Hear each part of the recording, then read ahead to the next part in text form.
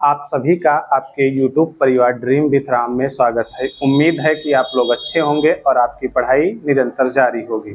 आज हम जो टॉपिक पढ़ने वाले हैं वो भूगोल के अंतर्गत ही एक महत्वपूर्ण टॉपिक है जिसका नाम है वायुमंडल। वायुमंडल के बारे में आज हम विस्तृत रूप से पढ़ेंगे। इनसे जितने भी क्वेश्चन बनते हैं उन क्वेश्चन को हम देखने का प्रयास करेंगे कि एग्जामिनर कौन कौन से क्वेश्चन हमसे पूछता है। तो चलिए हम देर ना करते हुए इसको पढ़ना स्टार्ट करते हैं। तो सबसे पहले आप बना लीजिएगा पृथ्वी बना लीजिएगा और इसके ऊपर इसकी 5 परत बना लीजिएगा।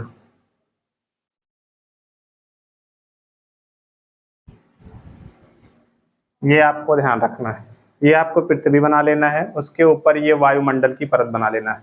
देखिए ये फिगर बना के आप समझेंगे तो आपको बहुत अच्छे से समझ में आएगा। अच्छा, ये वायुमंडल अगर ना होता तो क्या होता?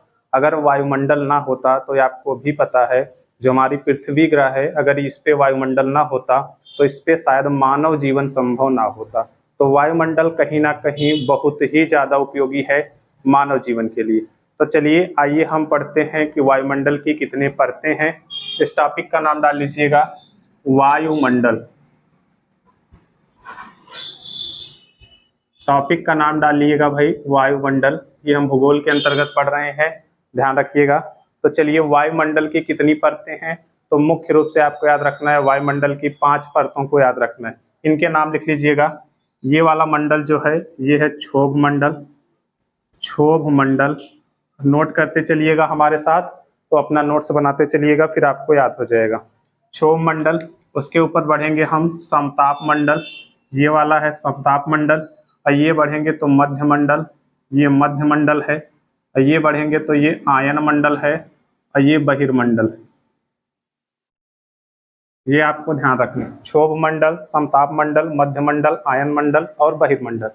और इसके बाद आपको क्या करना है, इनकी कभी कभी एग्जामिनर ऊंचाई पूछ लेता है, तो ऊंचाई आपको याद होनी चाहिए।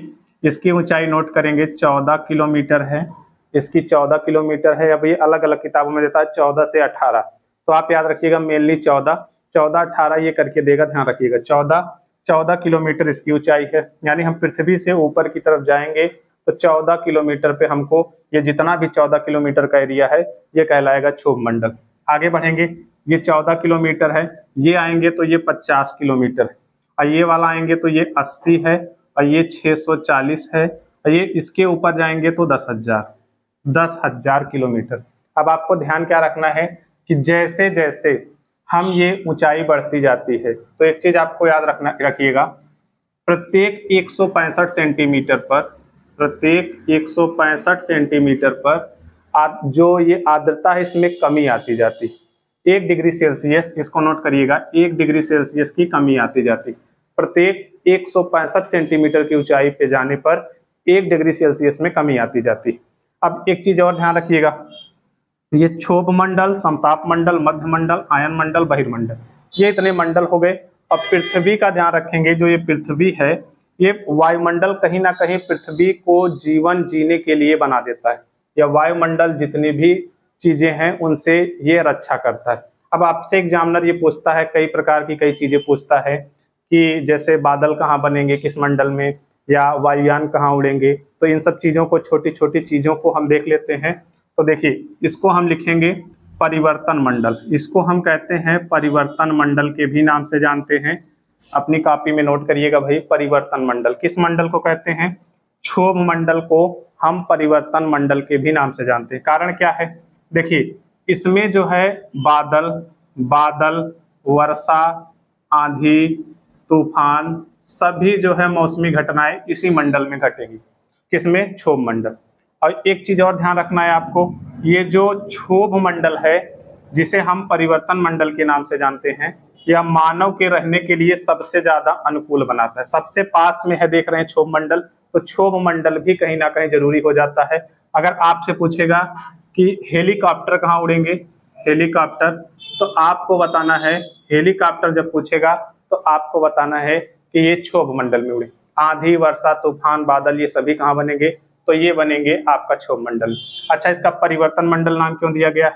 तो देखिए जब ये बादलों का निर्माण होता है तो यहाँ पे जब बादल होगा तो यहीं से वर्षा होने लगेगी। जब वर्षा होगी तो ये आपको भी पता है, जैसे मान के चलिए धूप निकली है और ये जब गर्मी अधिक पड़ी उसके बाद बादल का रूप हुआ, तो जब ये संवहन प्रक्रिया के द्वारा ये जब बारिश करेंगे तब कहीं ना कहीं तो परिवर्तन हो गया, तो इसलिए हम इसको परिवर्तन मंडल के नाम से भी जानते हैं। चलिए आगे बढ़ेंगे। ये आप देख रहे हैं समताप मंडल। समताप मंडल की खासियत क्या है? समताप मंडल में आपको याद रखना है कि ओजोन परत पाई जाएगी। ओजोन जो है ये पाई जाएगी समताप मंडल में, ये आपको ध्यान रखना है। ये एग्जाम में कई बार रिपीट किया है कि ओजोन किस मंडल में पाई जाएगी, तो आपको पता होना चाहिए कि ओजोन जो है समताप मंडल में पाई जाएगी। और इस ओजोन का काम क्या होता है? तो सूर्य से आने वाली पराबैंगनी, नोट करते चलिएगा, सूर्य से आने वाली पराबैंगनी किरणों से ये रक्षा करता है। सूर्य से आने वाली पराबैंगनी किरणों से रक्षा करता है। अच्छा, अब इस ओजोन परत को क्षति भी हो रही है, तो क्षति किससे हो रही है? तो CFC, याद रखेंगे CFC। CFC क्या है?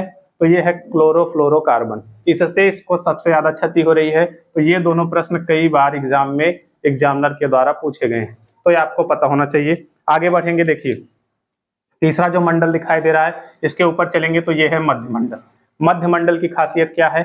ये सबसे ठंडा मंडल है, सबसे ठंडा मंडल है, ये आपको याद रखना है। सबसे ठंडा मंडल कौन सा है?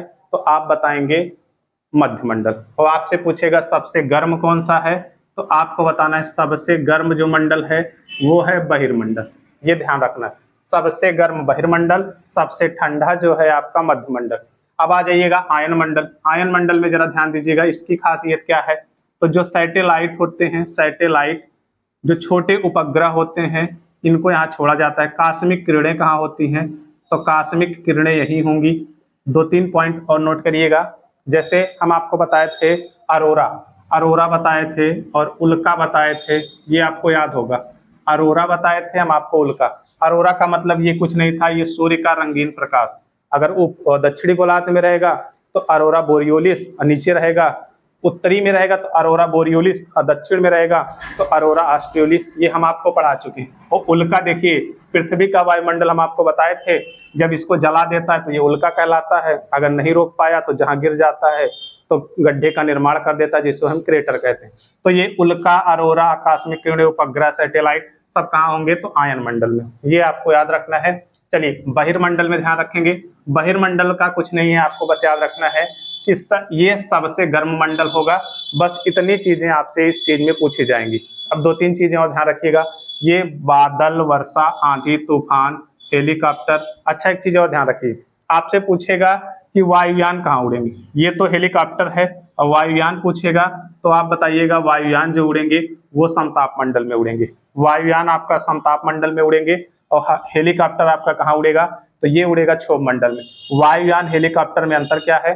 तो ये हेलीकॉप्टर जो है ये पंखों वाला होता है, ध्यान रखिएगा। और ये वायुयान है जो बिना पंखों वाला होता है, जो अधिक ऊंचाई पे उड़ते हैं, तो वो समताप मंडल पे उड़ते हैं, आपको ध्यान रखना है। एक चीज और ध्यान रखिएगा, आपसे पूछेगा कि पक्षी कहाँ उड़ेंगे, तो आपको बताना है पक्षी उड़ेंगे आपका क्षोभ मंडल में। ये आपको चीजें ध्यान रखनी है, पक्षी आपके रहेंगे, उड़ेंगे किस मंडल में? तो क्षोभ मंडल में, ये आपको ध्यान रखना है। ये एक बार आप देख लीजिएगा, ये आपको याद हो जाएगा। अच्छा, पृथ्वी का जो वायुमंडल है औसत कितना है? तो अगर हम औसत की बात करें तो जो हमारा ये वायुमंडल है, पृथ्वी का जो टेम्परेचर है, तो इसका औसत 15 डिग्री सेल्सियस कर देता है। कौन करता है? तो ये हमारा वायुमंडल ही कर देता है। अगर वायुमंडल ना रहे तो समझ लीजिएगा कि मानव जीवन या कोई भी जीवन वहां पे संभव नहीं है। तो ये पृथ्वी को रहने लायक बनाता है, ये ध्यान रखिएगा। तो पहली परत है, जो पहला मंडल है क्षोभ मंडल, समताप मंडल, मध्य मंडल, आयन मंडल, बहिर्मंडल। अच्छा, जैसे ये 640 के बाद 1000 पे जाता है, 1000 के बाद ये विरल होते जाता है धीरे धीरे, ये आपको ध्यान रखना है। और एक चीज और याद रखेंगे, देखिए ये क्षोभ मंडल का क्या होता है? इसकी जो है ऊंचाई, जितने भी मंडल हैं सभी का, भाई ध्यान रखिएगा, जितने भी मंडल हैं इन सब की ऊंचाई क्या होती है? ये गर्मियों में बढ़ जाती है, गर्मी में बढ़ती है, और सर्दी में ये घट जाती, जिस कारण से किसी किसी बुक में आप देखेंगे 14 दिया रहेगा, 18 दिया रहेगा, ये आपको ध्यान रखना है। और क्षोभ मंडल का पूछेगा कि सर्वाधिक ऊंचाई कहाँ है? क्षोभ मंडल की जो सर्वाधिक ऊंचाई है ये नोट करेंगे। सर्वाधिक ऊंचाई विषुवत पर है, विषुवत पर है, और सबसे कम कहाँ है, सबसे कम ऊंचाई है ध्रुवों पर। ये आपको नोट कर लेना है। सर्वाधिक ऊंचाई विषुवत पर, सबसे कम ध्रुवों पर। किस मंडल की, तो क्षोभ मंडल की। ये आपको ध्यान रखना है। तो ये थी, ये जो जानकारी आपको दी गई, ये मंडल से रिलेटेड थी। हमारा वायुमंडल था। अब वायुमंडल देखिए, अगर हम आपको वायुमंडल की परिभाषा नहीं बताए हैं तो वायुमंडल कहते किसे हैं, तो इसको नोट कर लीजिएगा। पृथ्वी के चारों ओर, पृथ्वी के चारों ओर पाई जाने वाली वायु की मोटी परत, ये आपका कहलाती है वायुमंडल। ये आपको नोट कर लेना। अच्छा, ये चीज हम नहीं बताए थे, ये छोटी छोटी चीजें हैं, आपको याद होनी चाहिए। वायु का मतलब क्या है, हवा। अब भाई मंडल का मतलब क्या है, वो एक प्रकार से उसका मंडल होगा, इसलिए हम इसको आपको नहीं बताए। अगर नहीं बताए हैं तो अब बता रहे हैं, तो इसको ध्यान रख लीजिएगा कि वायुमंडल की परिभाषा पूछेगा कोई, तो आप बताएंगे पृथ्वी के चारों ओर पाई जाने वाली वायु अथवा हवा की जो मोटी परत है, हम उसको वायुमंडल के नाम से जानते हैं। इसकी टोटल कितनी परतें हैं, तो आप बताएंगे 5 परतें। क्षोभ मंडल, समताप मंडल, मध्य मंडल, आयन मंडल, बहिर्मंडल। बस आपको याद रखने हैं। एग्जाम में क्या क्या करता है, कभी कभी इनका सीक्वेंस पूछ लेता है कि इनको सीक्वेंस में लगाइए, पहले क्षोभ आएगा कि आयन आएगा कि मध्य आएगा, ये सब आपको ध्यान रखने हैं। चलिए 2-3 पॉइंट और आगे बढ़ते हैं। इतना अगर नोट कर लिए हो तो भाई 1-2 चीजें हम आपको और बताना चाहते हैं, वो ध्यान रखिएगा।